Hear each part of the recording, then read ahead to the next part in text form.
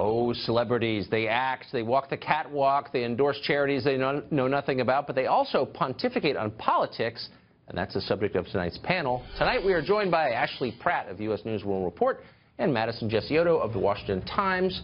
Our first topic tonight is Late Show host Stephen Colbert.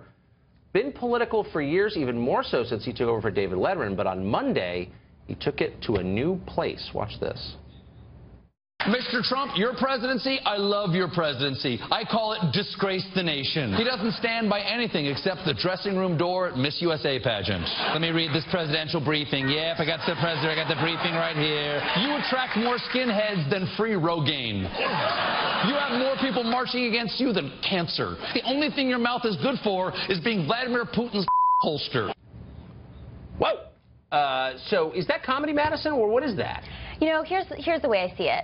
Yes, the First Amendment gives him the right to say these things, but there's a certain level of respect you should have for the President of the United States. Just because you're allowed to say something doesn't mean you should be saying it. I think he needs to hold himself to a higher standard. But, I mean, my problem, look, I don't care about his views one way or the other, Ashley, but I think he was a pretty funny guy, and then there's something about this presidency that's turned him and a lot of other people into kind of finger-wagging, red-faced scolds. What is that? Yeah, with that said, I also think there's a decorum within the presidency, too. Was it okay for Donald Trump to say, deface the nation?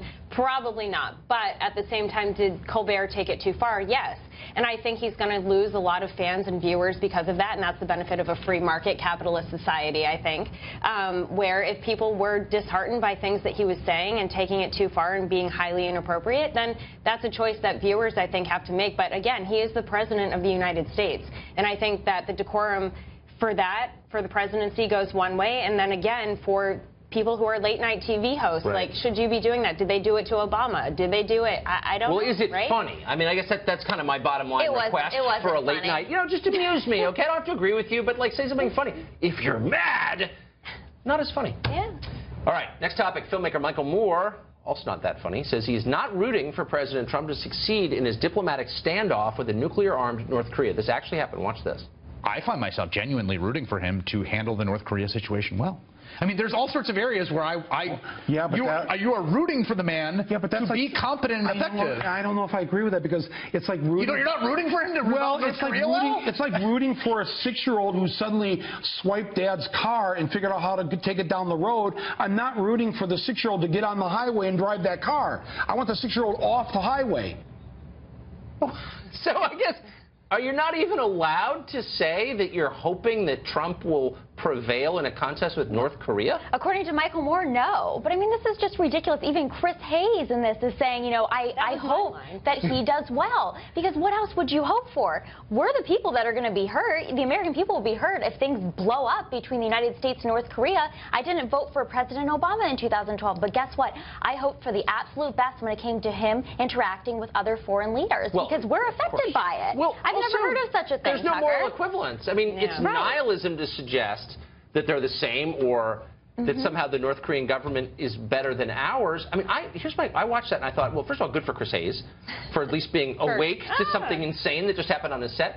I bet you there were a lot of viewers who said, is Chris Hayes defending Trump? Well, maybe he'll lose some viewers now. Maybe they'll come over to Fox News. Who knows? But at the same time, I think what's important here is realizing that Michael Moore is a rabble-rouser. Right. He has touted the benefits of socialism multiple times. So if life is better in another country, go there. If you want to go to North Korea, go. But at this point, I think it's fair to say that any sane person would not wish a nuclear war with North Korea. And maybe he's not a sane person because he's being very unpatriotic by not defending our president, right? Well, or supporting him, or at least supporting our country. But I bet you the majority of the viewers were on his side, and I hope I'm wrong. Madison, Ashley, thank you both very much.